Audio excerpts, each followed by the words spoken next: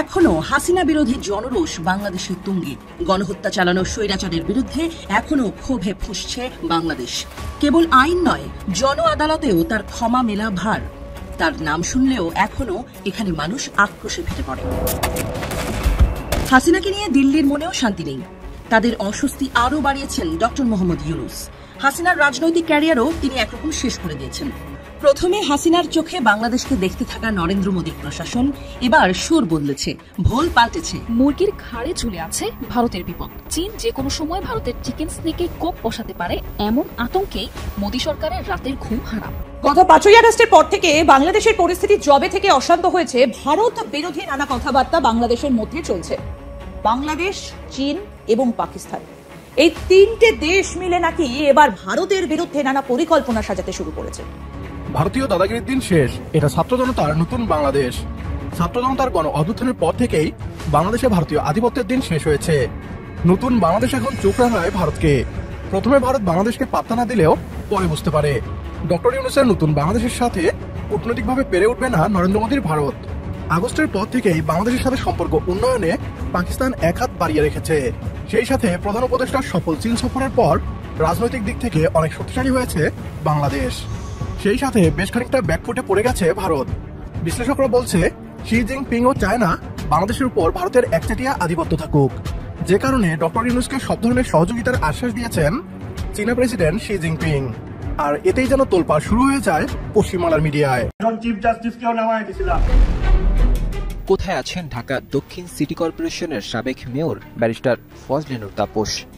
তিনি দেশ ছেড়েছেন নাকি দেশেই কোথাও গা ঢাকা দিয়েছেন, তা নিয়ে জল্পনা কল্পনা চলছে। শেখ হাসিনার পদত্যাগের আগে থেকেই অনেক মন্ত্রী, এমপি গা ঢাকা দিয়েছিলেন। এদের মধ্যে কয়েকজন গ্রেফতার হলেও বেশিরভাগই আছেন আত্মগোপনে। তাদের কেউ কেউ উড়াল দিয়েছেন দেশের বাইরেও। তবে এবার বেরিয়ে এলো ভিন্ন এক তথ্য। জানা গেল কোথায় আছেন শেখ ফজলে নূর তাপস। আসসালামু আলাইকুম দর্শক, নতুন একটা নিউজে আপনাকে স্বাগতম। প্রিয় দর্শক, অবশেষে শেখ হাসিনার হাত ছেড়ে দিল ভারত। হাসিনাকে বাংলাদেশের কাছে ফেরত দিতে ডক্টর ইউনূসকে চিঠি দিল মোদী। 3 মাসের মধ্যে হাসিনাকে দেশে এনে ফাঁসির সাজা দেওয়ার ঘোষণা। এদিকে খোঁজ মিলল বহুল আলোচিত ঢাকা দক্ষিণ সিটি কর্পোরেশনের সাবেক মেয়র ব্যারিস্টার শেখ ফজলে নূর তাপসের। বর্তমানে তাপস কোথায় লুকিয়ে আছে তার গোপন তথ্য ফাঁস করে দিল ডিবি হারুন। অপরদিকে ডক্টর ইউনূসের মাস্টার প্ল্যানে চীন, পাকিস্তান মিলে ভারতকে নাকানি চুবানি খাওয়ানোর ঘোষণা, হাসিনাকে বাংলাদেশে ফেরত দেওয়ার ঘোষণা, তাপসের লুকিয়ে থাকার গোপন তথ্য ফাঁস এবং ডক্টর ইউনূসের মাস্টার প্ল্যানে ভারতের করুণ পরিণতি হবার ঘটনা প্রেক্ষাপট নিয়ে করা আমাদের আজকের ভিডিওটি অত্যন্ত গুরুত্বপূর্ণ। ভিডিওটি শুরু থেকে শেষ পর্যন্ত ধৈর্য সহকারে দেখে একটি লাইক দিয়ে সবাইকে শেয়ার করে দিন। আমাদের চ্যানেলে নতুন হলে চ্যানেলটি সাবস্ক্রাইব করে পাশে থাকা বেল আইকনে ক্লিক করে রাখুন। আমাদের ভিডিওটি আপনি বাংলাদেশের কোন জেলায় বসে দেখছেন বা শুনছেন সেটি অবশ্যই কমেন্ট বক্সে কমেন্ট করে জানিয়ে দিতে ভুলবেন না। শেখ হাসিনা এক পলাতক গণহত্যাকারীর নাম। দিল্লির দরবারে আশ্রয় নেয়া স্বৈরাচার এখনো বাংলাদেশের পিছু ছাড়ছে না। ক্ষমতা হারানোর শোক জোকের মতো লেগে আছে তার মগজে। তাই তো তিনি নামে বেনামে লাইভে এসে বকছেন যাচ্ছে তাই, বলছেন আবারও তিনি আসবেন, ক্ষমতায় বসবেন, তারপর যাচ্ছে তাই করবেন।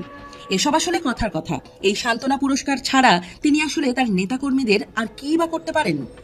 কারণ যে নেত্রী তার নেতাকর্মীদের কিছু না বলে অথই সাগরে ফেলে পালান, তার তো এটুকু করতেই হবে। মুখের কথায় চিড়া তো তাকে ভেজাতেই হবে। তবে হাসিনার ক্ষোভের কেন্দ্রবিন্দুতে আছে একটা নাম। তিনি যথারীতি ডক্টর মোহাম্মদ ইউনূস। কোনোভাবেই অন্তর্বর্তী সরকারের প্রধান উপদেষ্টাকে মেনে নিতে পারছেন না। নামটা মুখে নিলেই বিষহীন ধোঁড়া সাপের মতো ফোঁস ফোঁস করে ওঠেন। আক্রোশে ফেটে পড়ে তার চেহারাহীন লাইভ। তবে কাজের বেলায় জোটে জিরো। মুখের কথা আদতে তার তর্জন গর্জন সার। এখনো হাসিনা বিরোধী জনরোষ বাংলাদেশের তুঙ্গে। গণহত্যা চালানো স্বৈরাচারের বিরুদ্ধে এখনো ক্ষোভে ফুঁসছে বাংলাদেশ। কেবল আইন নয়, জন আদালতেও তার ক্ষমা মেলা ভার। তার নাম শুনলেও এখনো এখানে মানুষ আক্রোশে ফেটে পড়ে। হাসিনাকে নিয়ে দিল্লির মনেও শান্তি নেই। তাদের অস্বস্তি আরও বাড়িয়েছেন ডক্টর মোহাম্মদ ইউনূস। হাসিনার রাজনৈতিক ক্যারিয়ারও তিনি একরকম শেষ করে দিয়েছেন। প্রথমে হাসিনার চোখে বাংলাদেশকে দেখতে থাকা নরেন্দ্র মোদীর প্রশাসন এবার সুর বদলেছে, ভোল পাল্টেছে। থাইল্যান্ডে ডক্টর ইউনুসের সাথে দেখাই করবেন না বলে গো ধরেছিলেন মোদি। তবে সেই বেঁকে বসা দিল্লির সোজা হতে সময় লাগেনি। শেষ পর্যন্ত মোদি ডক্টর ইউনুসের সাথে বৈঠক করেছেন, বহু সময় ধরে কথা বলেছেন। গতানুগতিক কিছু অভিযোগের সুর থাকলেও মোদি স্বীকার করেছেন তার দেশের সাথে বাংলাদেশের সম্পর্ক কোনো ব্যক্তিকেন্দ্রিক নয়। মানে এখন ভারত আর হাসিনার দিকে তাকিয়ে বসে থাকবে না, তার রাষ্ট্র বাংলাদেশের সাথেই সম্পর্ক চালিয়ে যাবে। এতদিন যে অন্তর্বর্তী সরকার নিয়ে নয়াদিল্লি ছিল দ্বিধা দ্বন্দ্বের অন্তরালে, মাছ ধরবে নাকি পানি ছোবে এই ভেবে দিল্লির বুক করেছে আকুপাকু। এবার সেই দিল্লিও রিয়ালিটির কাছে নতজানু। ডক্টর ইউনুসের কূটনৈতিক চালের কাছে পরাজয় বরণ করে সোজা আলোচনার টেবিলে বসেছে। সেই সাথে একরকম জানিয়েই দিয়েছে হাসিনাকে ছাড়াই তারা সামনের পথ চলতে চায়। তবে দিল্লি এখনো আটকে আছে এক দোটানায়। তারা বুঝে উঠতে পারছে না কথিত মিত্র হাসিনাকে নিয়ে তারা কি করবে। বাংলাদেশের কাছে তাকে ফেরত দেবে নাকি চিরস্থায়ী বন্দোবস্ত করে তাকে রাখা হবে ভারতেই। দিল্লি ভালো করে বুঝে গেছে হাসিনাকে ঢাকার মসনদে ফেরানোর সব পথই বন্ধ। কেবল খোলা আছে লাইভে এসে হাসিনার আকাশ কুসুম গল্প শোনানোর পথটাই। আর বাস্তবতা বলছে হাসিনা বাংলাদেশে ফিরতে পারেন, তবে প্রধানমন্ত্রী হয়ে নয়, গণহত্যার মতো অপরাধের সাজার খড়গ মাথায় নেয়া এক কয়েদি হিসেবে। তার অপরাধ এখন আর দেশের গণ্ডিতে আটকে নেই। আন্তর্জাতিকভাবেই তিনি এখন স্বীকৃত গণহত্যাকারী। জাতিসংঘের তদন্ত রিপোর্টে সে কথা পরিষ্কার। আন্তর্জাতিক অপরাধ আদালতও তার অপরাধকে গুরুতর হিসেবেই বিবেচনা করবে। তাই হাসিনাকে রক্ষায় ভারতের সামনে একটাই পথ, পলাতক এই স্বৈরাচারের জন্য দিল্লিতে একটা স্থায়ী বাংলো বরাদ্দ দেয়া। কারণ তাকে অন্য কোনো দেশে পাঠানোর সম্ভাবনাও ক্ষীণ। এমন স্বীকৃত অপরাধীকে সহজে কোনো দেশ রাজনৈতিক আশ্রয়ও দেবে না। তাই নাটাই কাটা ঘুড়ির মতো লাইভে এসে অনিশ্চিত বাঘ খাওয়া ছাড়া হাসিনার আর কিছুই করার নেই। মোদির কাছে ডক্টর ইউনুস হাসিনাকে জোরালোভাবে ফেরত চাওয়ার পর সেই অনিশ্চিত ভবিষ্যৎ আরও তীব্র আঘাত হয়ে ফিরছে হাসিনার কাছে। আর এই কারণেই আষাঢ়ি গল্পেই হয়তো তাকে সান্ত্বনা খুঁজতে হচ্ছে। চিফ জাস্টিসকেও নামায় দিয়েছিলাম। কোথায় আছেন ঢাকা দক্ষিণ সিটি কর্পোরেশনের সাবেক মেয়র ব্যারিস্টার ফজলে নূর তাপস? তিনি দেশ ছেড়েছেন নাকি দেশেই কোথাও গা ঢাকা দিয়েছেন তা নিয়ে জল্পনা কল্পনা চলছে। শেখ হাসিনার পদত্যাগের আগে থেকেই অনেক মন্ত্রী এমপি গা ঢাকা দিয়েছিলেন। এদের মধ্যে কয়েকজন গ্রেফতার হলেও বেশিরভাগই আছেন আত্মগোপনে। তাদের কেউ কেউ উড়াল দিয়েছেন দেশের বাইরেও। তবে এবার বেরিয়ে এলো ভিন্ন এক তথ্য। জানা গেল কোথায় আছেন শেখ ফজলে নূর তাপস। সম্প্রতি কানাডার নাগরিক টিভির বার্তা প্রধান নাজমুস সাকিবের এক প্রতিবেদনে ডিবি হারুনের এক কল রেকর্ড প্রচার করা হয়। সেখানে হারুন বলছিলেন সিঙ্গাপুরে আছেন তাপস।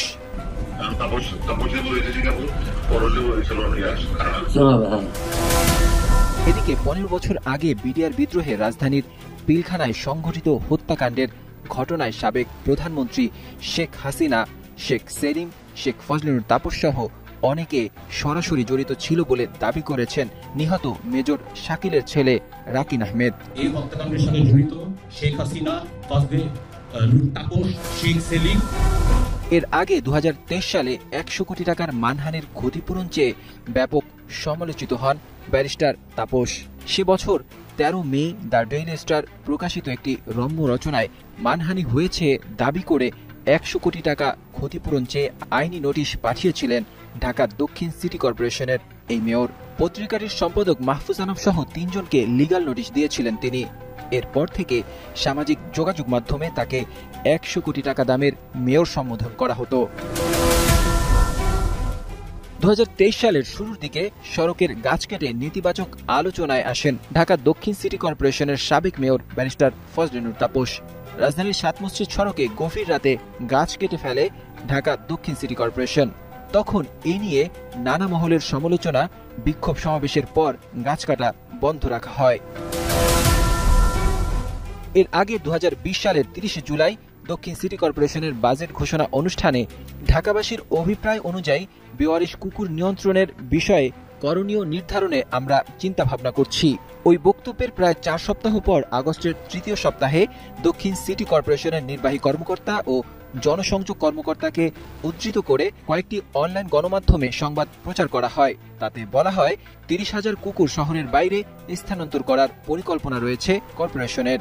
এ সময় বেওয়ারিশ কুকুর অপসারণের সিদ্ধান্তের বিরোধিতা শুরু করে বিভিন্ন প্রাণী অধিকার সংস্থা এবং পশুপ্রেমীরা। পরের বছর 2021 সালের জানুয়ারিতে ঢাকা দক্ষিণ সিটি কর্পোরেশনের মেয়র শেখ ফজলেনুর তাপস মেয়র থাকার যোগ্য নয় বলে দাবি করেন সংস্থাটির সাবেক মেয়র ও আওয়ামী লীগের কেন্দ্রীয় কমিটির সদস্য মোহাম্মদ সাইদ খোকন। তিনি বলেছেন, তাপস দক্ষিণ সিটি কর্পোরেশনের শত শত কোটি টাকা তার নিজ মালিকানাধীন মধুমতি ব্যাংকে স্থানান্তরিত করেছে। এছাড়া একজন প্রধান বিচারপতিকে নামিয়ে দিয়েছিলেন বলে মন্তব্য করেছিলেন ঢাকা দক্ষিণ সিটির সাবেক এই মেয়র। 2023 সালের মে মাসে তার এই বক্তব্য আদালত পর্যন্ত গড়ায়। গত 5ই আগস্টের পর থেকে বাংলাদেশের পরিস্থিতি জবে থেকে অশান্ত হয়েছে, ভারত বিরোধী নানা কথাবার্তা বাংলাদেশের মধ্যে চলছে। বাংলাদেশ, চীন এবং পাকিস্তান, এই তিনটে দেশ মিলে নাকি এবার ভারতের বিরুদ্ধে নানা পরিকল্পনা সাজাতে শুরু করেছে। ভারতীয় দাদাগিরির দিন শেষ, এটা ছাত্র জনতার নতুন বাংলাদেশ। ছাত্র জনতার গণ অভ্যুত্থানের পর থেকেই বাংলাদেশে ভারতীয় আধিপত্যের দিন শেষ হয়েছে। নতুন বাংলাদেশ এখন চোখ রাঙায় ভারতকে। প্রথমে ভারত বাংলাদেশকে পাত্তা না দিলেও পরে বুঝতে পারে ডক্টর ইউনূসের নতুন বাংলাদেশের সাথে কূটনৈতিকভাবে পেরে উঠবে না নরেন্দ্র মোদীর ভারত। আগস্টের পর থেকেই বাংলাদেশের সাথে সম্পর্ক উন্নয়নে পাকিস্তান এক হাত বাড়িয়ে রেখেছে। সেই সাথে প্রধান উপদেষ্টার সফল চীন সফরের পর রাজনৈতিক দিক থেকে অনেক শক্তিশালী হয়েছে বাংলাদেশ। সেই সাথে বেশ খানিকটা ব্যাকফুটে পড়ে গেছে ভারত। বিশ্লেষকরা বলছে, শি জিনপিং ও চায় না বাংলাদেশের উপর ভারতের একচেটিয়া আধিপত্য থাকুক, যে কারণে ডক্টর ইউনূসকে সব ধরনের সহযোগিতার আশ্বাস দিয়েছেন চীনা প্রেসিডেন্ট শি জিনপিং। আর এতেই যেন তোলপাড় শুরু হয়ে যায় পশ্চিমবাংলার মিডিয়ায়। চীন, বাংলাদেশ ও পাকিস্তানের নতুন জোট নিয়ে কি বলছে পশ্চিমবাংলার মিডিয়া, আসুন তা দেখি। আর আমরা জানি যে বাংলাদেশের যে মুখ্য এই মুহূর্তে উপদেষ্টা, অর্থাৎ মোহাম্মদ ইউনূস, প্রধান উপদেষ্টা বলা যেতে পারে, তিনি পাকিস্তানের একেবারে পৃষ্ঠপোষক, অন্যদিকে চীনের সঙ্গেও তার একেবারে গলায় গলায় ভাব। আর এবার বাংলাদেশের তরফ থেকে চীনকে একেবারে ঘাঁটি গাড়ার জন্য চোখে আঙুল দিয়ে দেখিয়ে দেওয়া হলো যে কোথায় এসে চীন একেবারে বাংলাদেশের ভেতর ঘাঁটি গাড়তে পারে। আমরা সবাই জানি যে পাকিস্তানের জাহাজ অবলীলায় কোনো বাধা ছাড়াই বাংলাদেশের ভেতর ঢুকতে পারছে, তাহলে এবার কি চীনও ঘাঁটি গাড়তে চলেছে বাংলাদেশে? কিন্তু আসল প্ল্যানটা কি? বাংলাদেশ, চীন এবং পাকিস্তান, এই তিনটে দেশ মিলে নাকি এবার ভারতের বিরুদ্ধে নানা পরিকল্পনা সাজাতে শুরু করেছে। কেন, কি কারণ, কি সেই পরিকল্পনা, কি ভাবনা চিন্তা, আমরা এই পুরো বিষয় নিয়ে আলোচনা করব। কর্নেল দীপ্তাংশু চৌধুরী এই মুহূর্তে আমাদের সঙ্গে সরাসরি রয়েছেন। স্যার, আপনাকে স্বাগত জানাই আজ তাক বাংলায়। কর্নেল চৌধুরী, একটু জানতে চাইবো যে এই পরিকল্পনাটা আসলে কি? আপনি দেখুন, এই বিমস্টেকের আগেই Mohammad Yunus self styled adviser যে প্যারাশুটে ল্যান্ড করেছিল 5 আগস্ট 2024-এ, সে হঠাৎ তড়িঘড়ি ভাবে উনি পৌঁছে গেলেন চায়নার কাছে। উনি গেছিলেন তিনটে বিষয়। একটা হচ্ছে লালমনিরহাট, যেটা আমরা চিকেন নেক্স বলি অথবা শিলিগুড়ি করিডোর, তার সামনে একটা এয়ারফোর্স বেস বানাবার জন্য, যেটা উনি একটা খুললাম ছুট দিয়ে এসছে চায়নাকে। এবং বাংলাদেশের বিভিন্ন যে বাংলাদেশ এয়ারবেস আছে, বিশেষত 4টে এয়ারবেসে, ওখানে আহ্বান জানিয়েছে চাইনিজ এয়ারফোর্সকে যে ওদের 3টে স্কোয়াড্রন অফ JF-17, এই JF-17 মাল্টি রোল একটা ফাইটার এয়ারক্রাফট, যেটা চায়না আর পাকিস্তান মিলে তৈরি করেছে, similar lines of US aircraft. সেই প্লেনটাকে 3টে স্কোয়াড্রন বলছে বাংলাদেশে আপাতত 4টে এয়ারবেস, আমি নাম বলতে পারি। তার মধ্যে হচ্ছে উত্তম সুলতান মাহমুদ, এটা কুর্মিতলা যেটা আপনি দেখাচ্ছেন, জাহরুল হক, সেটা খুবই কাছে, কক্সবাজারের কাছে, এবং একটা কক্সবাজারে যেটা চট্টগ্রামের একদম সি এর কাছে, সেখানে একটা বাংলাদেশ এয়ারফোর্স বেস। এই 4টেতে আপাতত 3টে স্কোয়াড্রন JF-17 রাখার জন্য আহ্বান জানিয়েছে। এই JF-17 চাইনিজ এয়ারফোর্সের প্লেন 3টে স্কোয়াড্রন কেন বাংলাদেশ এয়ারবেসে রাখা হবে, এই প্রশ্ন নিশ্চিতভাবে সবার মনে জাগবে। এবং লালমনিরহাট, যেটা একদম আমাদের শিলিগুড়ি করিডোর অথবা চিকেন নেকের একদম সংলগ্নে, এইখানে কেন রাখা হবে, এটা বড় প্রশ্ন। চায়না অ্যাট অল এখানে এয়ারফোর্স বেস করবে কিনা, এবং ভারতবর্ষ এটা অ্যালাউ করবে। এই যে এই বুদ্ধিগুলো যে মোহাম্মদ ইউনূসের যে পিছন থেকে ভারতকে আঘাত করার জন্য যে ফন্দি বানাচ্ছে পাকিস্তান, চায়না এবং বাংলাদেশ, এটা নিশ্চিতভাবে আমাদের জন্য উদ্বেগজনক। একদমই। আমরা ভারতের, কর্নেল চৌধুরী, ভারতের প্রেক্ষিতে আলোচনাটাই আসবো। আমি এই জায়গাটা একটু আসতে চাইবো যে তাহলে কেন এই জোটটা সৃষ্টি করতে চাইছে বাংলাদেশ, চায়না এবং পাকিস্তান, উদ্দেশ্যটা কি? চায়নার MFS, বাংলাদেশের যে ন্যাশনাল সিকিউরিটি এজেন্সি আছে, ন্যাশনাল সিকিউরিটি ইন্টেলিজেন্স এজেন্সি, যেটা বাংলাদেশের, এবং ISI পাকিস্তানের, এরা তিনজনের 3 আইস বলে একটা কাউন্সিল, ইন্টেলিজেন্স শেয়ারিং কাউন্সিলের অলরেডি গঠন করার জন্য কথাবার্তা বলেছে। এইটাও ইউনূস যখন উনি বাংলাদেশ গেছিলেন, এই চায়না গেছিলেন, এই কথাবার্তা কথোপকথন কিন্তু চাইনিজ প্রিমিয়ার শি জিনপিং এর সঙ্গে কিন্তু এই কথোপকথনও হয়, এবং এইটা একটা সিগন্যাল পেয়েছে, গ্রিন সিগন্যাল পেয়েছে। এই তিনটে এজেন্সির বস অলরেডি এরা একটা কথা বলছে, এদের বিভিন্ন অফিসার একটা মিটিং অলরেডি বাংলাদেশে এসে 3 দিন আগে এটা কমপ্লিট করেছে যে কিরম ভাবে কাউন্সিলটা গড়ে উঠবে। তাদের মুখ্য একটাই অবজেক্টিভ, ভারতের বিরুদ্ধে পশ্চিম, একদিকে পূর্ব, একদিকে পাকিস্তান, একদিকে বাংলাদেশ, আর এই দিক থেকে বে অফ বেঙ্গল, ইন্ডিয়ান ওশান, তিনটে দিক থেকে কিরম ভাবে ভারতকে ঘিরে দেওয়া যায়। এদের একটা মাত্র অবজেক্টিভ, ভারতের বিরুদ্ধে কি কি করা যায়। এই মতলবে, এই ফন্দিতে এরা এই কাউন্সিলটা বানাচ্ছে। যদি আমি জানি না, এরা বহুদিন ধরে ফন্দি করছে। পাকিস্তান তো আমরা সবাই জানি নিশ্চিতভাবে করছে, টু ব্লিড ইন্ডিয়া বাই 1000 কাজ, এটাই ওদের ডক্টরিন। প্রচুর টেররিজম অ্যাক্টিভিটি করছে। 1989 কি ডেট, 26/11 হয়েছে সবাই জানেন, এবং 26/11 জলপথ দিয়ে এসছে। এখনো যে বে অফ বেঙ্গল থেকে এই যে বলছে গার্জিয়ান অফ বে অফ বেঙ্গল, এটা কিছুদিন আগে আমাদের মোহাম্মদ ইউনিস খুব গর্বের সঙ্গে সবার সামনে বলেছিল, ইজ দ্য গার্জিয়ান অফ বে অফ বেঙ্গল। আমরা ভৌগোলিক ভাবে, আমরা জিওগ্রাফিতে 15 দিন পড়িনি যে বে অফ বেঙ্গলের তো বাবা আছে বলে, তবে উনি নিজেকেই পৃথ্বীদেব বলছেন বে অফ বেঙ্গলের ভালো। তবে বে অফ বেঙ্গল থেকে যদি কোনো এরকম মিস অ্যাডভেঞ্চার ভারতের দিকে করে, উড়িষ্যা অথবা বাংলা অথবা বিশাখাপত্তনম অন্ধ্রপ্রদেশের দিকে, তাহলে আমার মনে হয় নিশ্চিতভাবে ওরা একটা মিস অ্যাডভেঞ্চার। আমি এই জন্য বললাম, ভারত দক্ষিণ এশিয়ার প্রধান শক্তি হওয়া সত্ত্বেও একই সঙ্গে পাকিস্তানকে সামলাতে হচ্ছে, আবার চীনের ক্রমবর্ধমান প্রভাবের মোকাবিলা করতে হচ্ছে। এমন পরিস্থিতিতে যদি বাংলাদেশও মুখ ফিরিয়ে নেয়, তবে উভয় সংকটে পড়বে ভারত। ইতিমধ্যে ভারত বুঝতে পেরেছে তাদের জন্য বাংলাদেশের গুরুত্ব কতটা। ঈদের দিন পাকিস্তানের প্রধানমন্ত্রী শেহবাজ শরীফ বাংলাদেশের প্রধান উপদেষ্টা ডক্টর ইউনূসকে দেশটি সফরের আমন্ত্রণ জানিয়েছেন। চীনের সফল সফরের পর পাকিস্তান সফরের আমন্ত্রণকে ঘিরে এরই মাঝে কূটনৈতিক মহলে চাপাগুঞ্জন শুরু হয়েছে। আর চীন, বাংলাদেশ ও পাকিস্তান যদি এক পথে হাঁটতে শুরু করে, তাহলে বেশ খানিকটা বেকায়দায় পড়ে যাবে ভারত। সুতরাং ভারতের সরকার প্রধান নরেন্দ্র মোদী ও গদি মিডিয়াকে বলতে চাই, বাংলাদেশকে নিয়ে ষড়যন্ত্র না করে এতদিনের করা অন্যায়ের ক্ষমা চান, সেটা আপনাদের জন্যই ভালো হবে। প্রিয় দর্শক, যদি আপনিও চান ভারতীয় আধিপত্য ও আগ্রাসন রুখতে চীন, পাকিস্তান ও বাংলাদেশের নতুন জোট হোক, তাহলে কমেন্ট বক্সে ইয়েস লিখে জানিয়ে দিন আমাদের। সেই সাথে ভিডিও শেয়ার করে দেখার সুযোগ করে দিন আপনার বন্ধুদের। হাসিনার প্রত্যর্পণ নিয়ে মোদির সঙ্গে চূড়ান্ত আলাপ হয়নি, জানালেন পররাষ্ট্র উপদেষ্টা। পররাষ্ট্র উপদেষ্টা তৌহিদ হোসেন বলেছেন, শেখ হাসিনাকে দেশে ফিরিয়ে এনে বিচারের মুখোমুখি করতে ভারতের সঙ্গে চূড়ান্ত আলোচনা হয়নি। ব্যাংককে ভারতের প্রধানমন্ত্রী নরেন্দ্র মোদীর সঙ্গে প্রধান উপদেষ্টা ডক্টর মোহাম্মদ ইউনূসের বৈঠকে বিষয়টি উত্থাপন করা হয়েছে মাত্র।